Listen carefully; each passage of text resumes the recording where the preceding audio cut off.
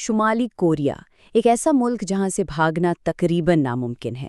یہ کہانی ہے ہمت کی، مایوسی کی، اور ایک ایسی ریاست کی جس کا کنٹرول بہت بے رحم ہے۔ آج ہم ذرا گہرائی میں جا کر دیکھیں گے کہ اس ناممکن فرار کی سیاسی تاریخ کیا ہے اور کیسے وقت کے ساتھ ساتھ یہ سرحدیں ناقابل تسخیر قلعوں میں بدل گئیں۔ اچھا، اس بحران کی اصل سنگینی کو سمجھنا ہے نا، تو پہلے یہ جاننا ہوگا کہ اس میں خطرہ کتنا بڑا ہے، اور اس کے لیے ایک سپاہی کی کہانی سے بہتر مثال کیا ہو سکتی ہے جو ہمیں اس جدوجہد کی سچی تصویر دکھاتی ہے۔ ذرا تصور کریں، سال ہے 2017، ایک شمالی کورین فوجی اپنی جیپ بھگاتا ہوا سیدھا جنوبی کوریا کی سرحد کی طرف جا رہا ہے، اور پیچھے کون ہے؟ اسی کے اپنے سابق ساتھی جو اس پر گولیوں کی بارش کر رہے ہیں۔ یہ ایک ایسی مایوس کن کوشش تھی، ایک ایسا لمحہ جہاں زندگی اور موت میں بس چند سیکنڈ کا فاصلہ رہ گیا تھا۔ اسے ایک نہیں، کئی گولیاں لگیں، لیکن کیا کمال ہوا کہ وہ معجزانہ طور پر بچ نکلا۔ جنوبی کوریا کے فوجیوں نے اسے کھینچ کر اپنی طرف محفوظ کر لیا۔ اب یہ واقعہ ایک بہت بڑا سوال کھڑا کرتا ہے۔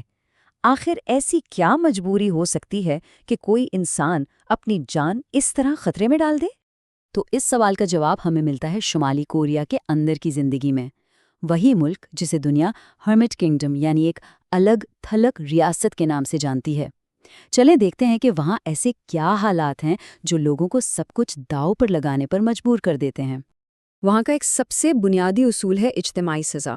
مطلب یہ کہ اگر ایک شخص کوئی جرم کرے تو سزا صرف اس کو نہیں ملے گی، بلکہ اس کے خاندان کی آنے والی 3 نسلوں کو بھی بھگتنی پڑے گی۔ اب سوچیں، یہ خوف اور کنٹرول پھیلانے کا کتنا طاقتور ہتھیار ہے۔ وہاں روزمرہ کی زندگی وہ تو شدید پابندیوں سے بھری ہوئی ہے۔ ہر مرد کے لیے 10 سال کی فوجی سروس لازمی ہے۔ بولنے کی آزادی، اس کا تو کوئی تصور ہی نہیں۔ سارا میڈیا حکومت کے کنٹرول میں ہے۔ کسی بھی مذہب کو ماننا ایک سنگین جرم ہے، یہاں تک کہ آپ ایک صوبے سے دوسرے صوبے بھی بغیر اجازت کے نہیں جا سکتے۔ سب غیر قانونی ہے۔ اچھا، اس صورتحال کی سنگینی کا اندازہ لگانا ہے تو یہ ایک واقعہ سنیں۔ سال 2009 میں ایک 2 سال کے بچے کو عمر قید کی سزا سنا دی گئی۔ کیوں؟ صرف اس لیے کہ اس کے ماں باپ کے پاس سے ایک بائبل ملی تھی۔ یہ حکومت کی انتہا پسندی کی ایک ایسی مثال ہے جو رونگٹے کھڑے کر دیتی ہے۔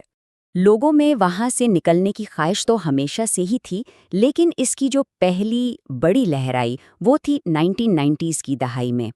ہوا یہ کہ سوویت یونین ٹوٹ گیا، جس کے بعد ملک میں ایک بہت ہی تباہ کن قحط پڑا، اور اسی نے بڑے پیمانے پر لوگوں کو وہاں سے بھاگنے پر مجبور کیا۔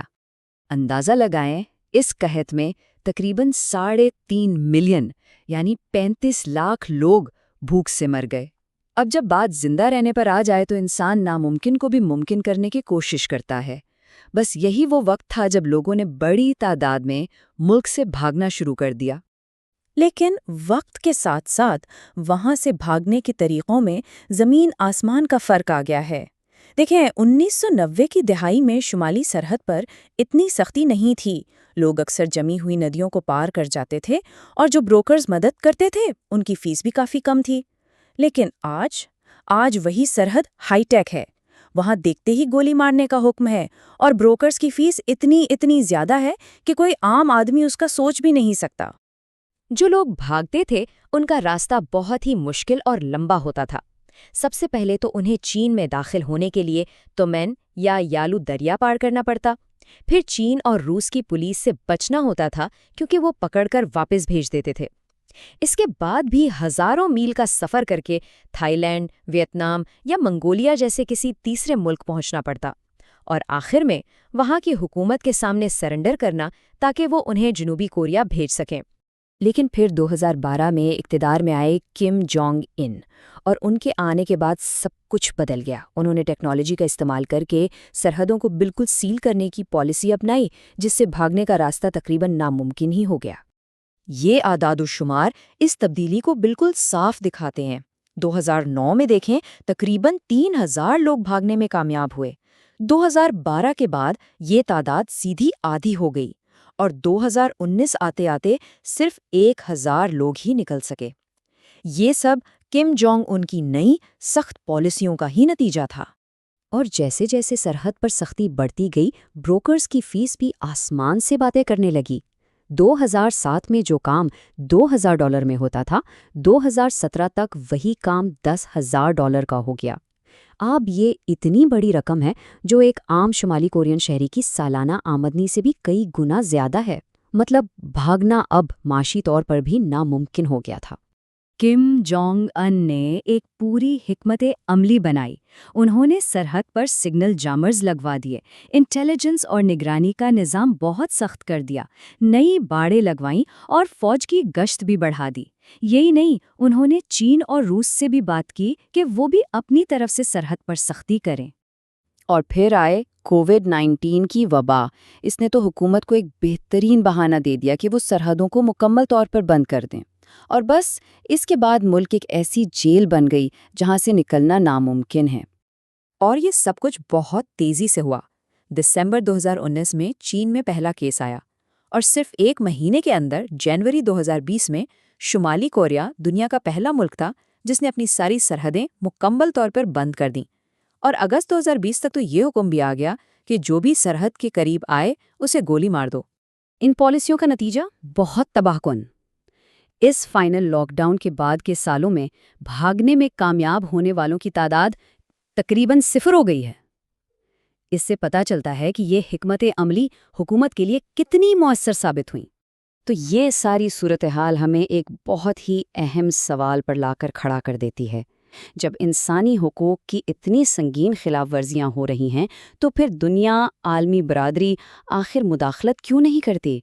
सवाल तो यही है कि आखिर दुनिया कुछ करती क्यों नहीं? इसका जवाब आलमी सियासत और ताकत के बड़े पेचीदा खेल में छुपा हुआ है। इसका सबसे बड़ा और सीधा सा जवाब है न्यूक्लियर हथियार। जो न्यूक्लियर टेक्नोलॉजी इन्हें सोवियत यूनियन से मिली थी, वो आज शुमाली कोरिया के लिए एक ऐसी हिफाजती ढाल बन गई है जो किसी भी किस्म की फौजी कार्रवाई को रोक देती है। और भी कई वजूहात हैं। अमेरिका जैसी बड़ी ताकतें इन न्यूक्लियर हथियारों की वजह से कोई फौजी एक्शन लेने से डरती हैं। चीन और रूस के साथ उनके फौजी मुआहदे हैं, जिसकी वजह से अगर कोई भागकर वहां पकड़ा जाए तो उसे वापस भेज दिया जाता है। और जो पड़ोसी मुल्क हैं, वो किसी झगड़े में पड़ने के बजाय अपने इलाके के अमन को ज़्यादा अहमियत देते हैं, बजाय पनागुज़ीनों के हुकूक के। तो आखिर में हम इस सवाल पर आकर रुक जाते हैं कि एक ऐसा मुल्क जो हर तरफ से बंद है, जहां कदम कदम पर डिजिटल निगरानी हो रही है, वहां से भाग निकलने की उम्मीद अब कैसी दिखती है? ये एक ऐसा सवाल है जो हमें शुमाली कोरिया के लोगों के मुस्तकबिल के बारे में बहुत गहरी सोच में डाल देता है।